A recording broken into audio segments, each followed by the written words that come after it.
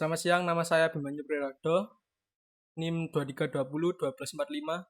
Saya di sini mau membuat tutorial tentang UML, tentang use case diagram. Sebelum itu, saya mau menjelaskan tentang use case diagram. Apa itu UML? UML atau Unified Modeling Language adalah bahasa pemodelan standar yang digunakan dalam rekayasa perangkat lunak untuk memvisualisasikan, merancang, dan mendokumentasikan sistem perangkat lunak.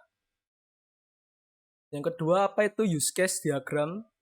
Use case diagram adalah diagram dalam Unified Modeling Language atau UML yang digunakan untuk menggambarkan interaksi antara aktor atau pengguna atau sistem lain dengan sistem yang sedang dikembangkan. Komponen yang ada pada use case diagram. Yang pertama adalah aktor. Aktor adalah entitas eksternal yang berinteraksi dengan sistem seperti pengguna atau sistem lainnya. Yang kedua ada kasus penggunaan use case. Adalah deskripsi dari fungsi atau layanan yang disediakan oleh sistem kepada aktor. Yang ketiga ada hubungan atau relationship, adalah menggambarkan interaksi antara aktor dan kasus penggunaan atau use case dalam sistem. Baik, untuk tutorial kali ini saya menggunakan tool yang bernama Draw.io. Menggunakan ini yang paling atas. Di dalam Draw.io ini kita akan disuruh untuk menyimpan file mau di mana, di bagian mana. Bisa di Google Drive, OneDrive, atau device kita. Saya sekarang mau memilih di bagian device saja. Terus kita bisa memilih create new diagram. Kita bisa namain diagram kita dengan sesuai yang kita inginkan. Ini karena UTS ya, UTS RPL. Kita pilih yang blank diagram. Kita pilih create. Kita pilih folder yang kita mau. Oke. Di bagian sini kita bisa menggunakan control dan scroll untuk menge-zoom atau zoom in atau zoom out. Dan shift scroll untuk kanan kiri. Di bagian kiri kita akan menemukan general. Di general ini ada berbagai macam objek. Untuk use case pada UML ini hanya ada dua simbol saja, aktor dan juga ellipse. Untuk yang pertama, saya akan memilih rectangle untuk judulnya.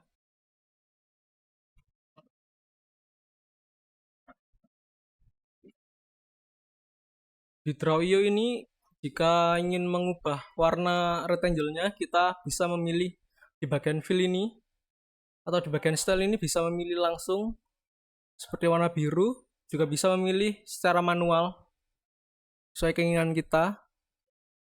Di sini saya akan memakai warna merah.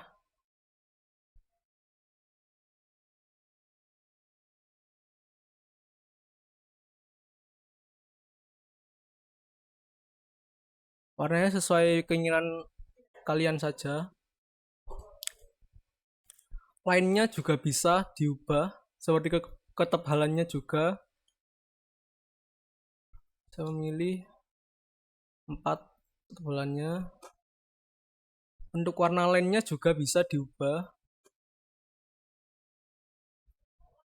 Coba jadi warna putih. Fontnya juga bisa kita besarkan.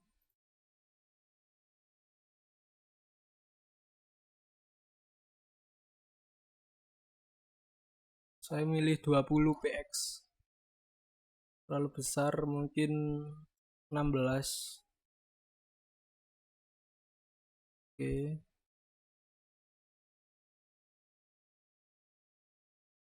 Ini style ini untuk style rectangle-nya, ini teksnya. font color, opacity-nya juga bisa diatur. Saya pilih yang tengah. Fontnya saya akan memilih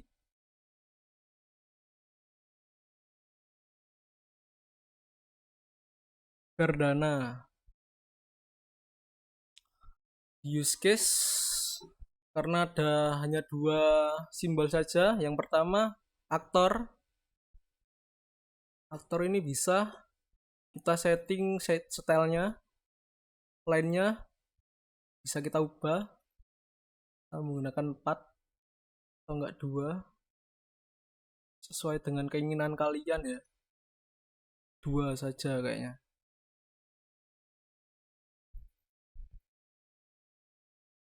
Akan saya warnain dengan warna biru. Ini juga bisa di rename untuk aktornya. Untuk undo tekan Ctrl Z.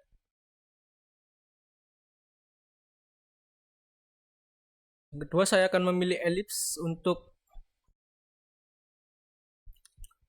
kasusnya. Kita isi pertama login.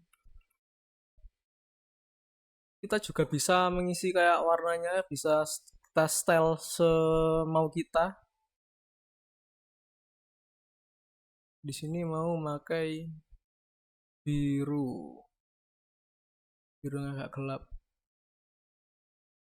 Atasnya juga saya style juga lah. Biar agak gelap. Navy. Kalau tebal kayaknya line-nya.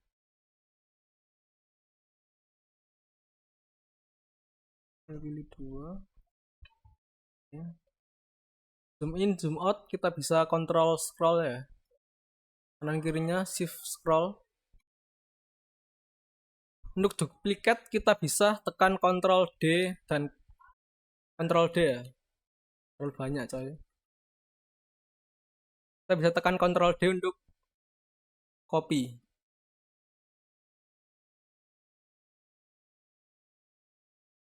Dan isi sesuai dengan kemauan kalian. Sesuai case kalian.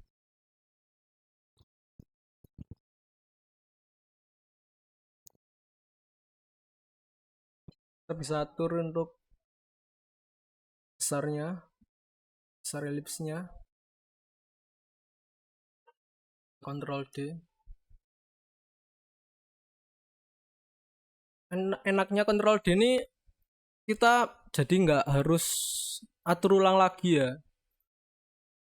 Kalau pertama gini kan harus ulang lagi ya, harus atur ulang lagi kayak warnanya kan kita harus atur lagi. Kalau Ctrl D langsung sesuai.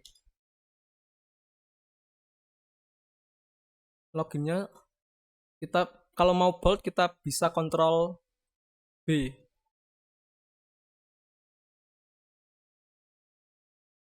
Kita atur biar bagus.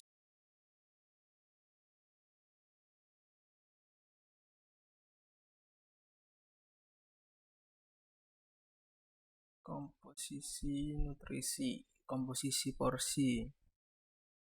Kita Ctrl D biar cepat.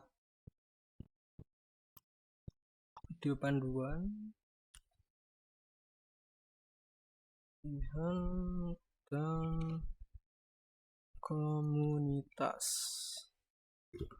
online.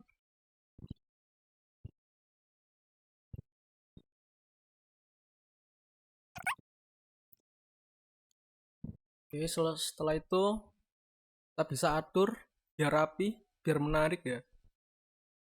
Ini aktornya bisa kita ketengahin dulu, bisa kita gedein sedikit. Tekan shift ya, pakai tekan shift karena nanti jadi nggak simetris kalau nggak dipakai shift ya.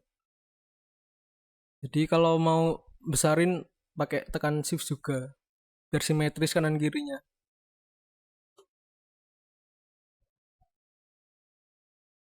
Kita atur sedemikian rupa biar rapih.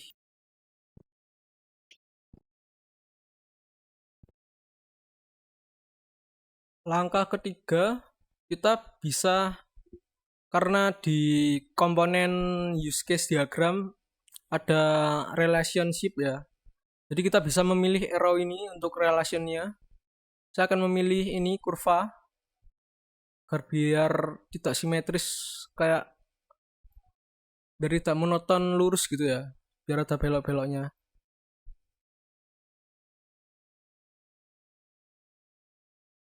Kita bisa tarik yang paling ujung ini, kita tarik ke rectangle-nya. Kita arahkan ke usernya. Kita atur ini, bisa lengkung-lengkungnya bisa diatur juga.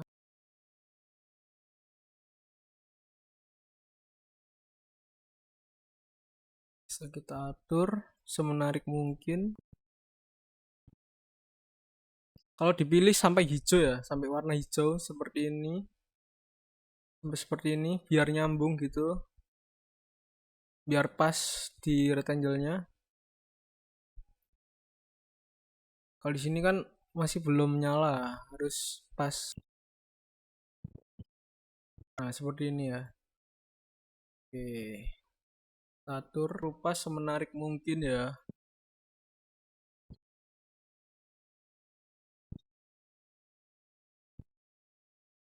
Kita juga bisa copy juga, Ctrl D, sama seperti tadi, sampai warna hijau. Ini kita juga bisa mengubah warna untuk row-nya, untuk relation-nya. Kita bisa memilih kayak arrow-nya itu berbentuk titik-titik, bisa juga jaraknya juga bisa kita atur juga. Saya akan memilih garis putus-putus seperti ini ya. Ini mungkin saya ubah jadi 3, terlalu besar. 2, boleh 2. Ini bisa diatur. Ini juga bisa diatur, bisa lurus gini. Kalau mau lurus, saya akan pilih yang kayak kurva tadi ya. Kurva itu yang ini, yang bagian bawah. Kita bisa atur juga sama seperti tadi. Tadi yang manual ini ya, yang langsung ya. Saya pilih kurva. Kurva. Titik-titik semua. Ukurannya 2px.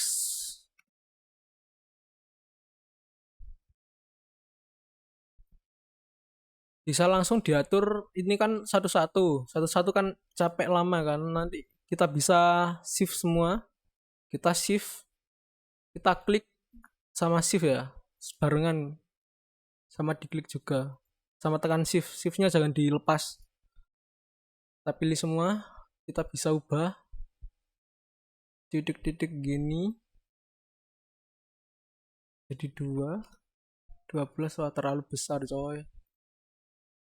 2, oke. Nah juga bisa kita ubah ke kurva. Tinggal kita rapiin. Nih pusing nih pasti nih kalau gini. Setting kurvanya biar bagus. Setting kurvanya biar bagus. Warnanya juga bisa kita ubah. Kita sama. Kita shift klik. Shiftnya jangan dilepas ya. Bisa kita rubah warnanya juga. Semisal warna hijau boleh hijau atau kuning lah. Kuning mana kuning?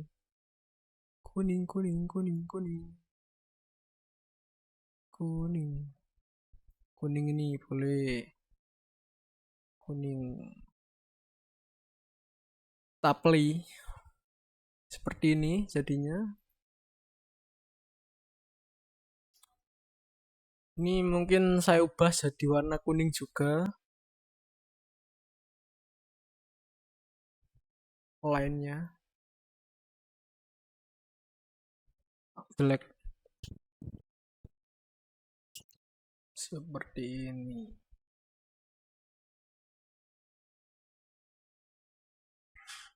Saya akan menjelaskan sedikit ini usernya. User pertama akan masuk ke halaman login, terus bisa memilih program latihan yang sesuai dengan kebutuhan user. Ini tentang workout ya soalnya. Setiap orang kan beda untuk latihannya. User bisa memilih latihan sesuai dengan kemauan mereka. Yang ketiga, user dapat dapat menerima saran nutrisi atau portion composition atau porsi makanan, komposisi makanannya. Yang keempat, akan mendapat video panduan dan rekomendasi komunitas online untuk konsultasi atau mendapatkan motivasi. Yang kelima, akan mendapat pelacakan progres. Jadi kita latihan itu kita bisa tahu progres kita itu sampai mana untuk latihannya. Yang keenam, ada peringatan latihan.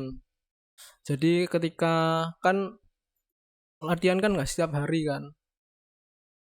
Jadi waktunya latihan nanti akan ada muncul peringatan untuk latihan hari ini latihan apa seperti itu. Mungkin ini akan saya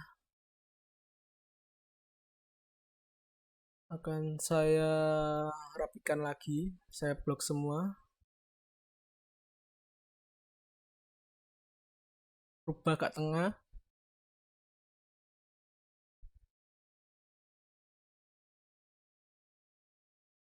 Kalian kalau membuat jangan sampai keluar dari frame ini ya, dari frame kotak ini. Kalau keluar nanti frame-nya akan bertambah, jadi akan jelek nanti kalau diekspor. Nih, seperti ini ya.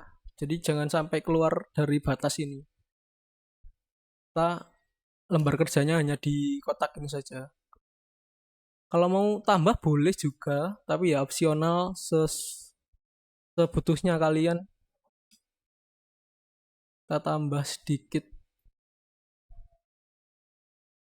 ornamen. Roundnya juga bisa diatur juga kalau mau. Ini roundnya akan saya atur biar nggak lancip untuk samping-sampingnya. Ini ngaturannya bisa di ini ya, titik oranye ini. Kita tarik aja, bisa seperti ini. Saya akan pilih ini aja.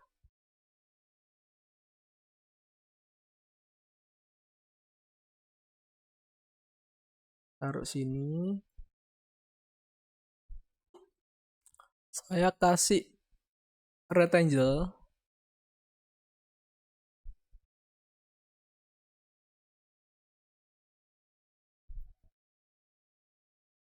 Oke.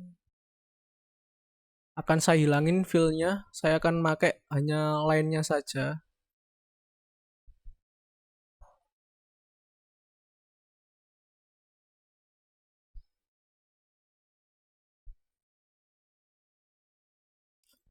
Line-nya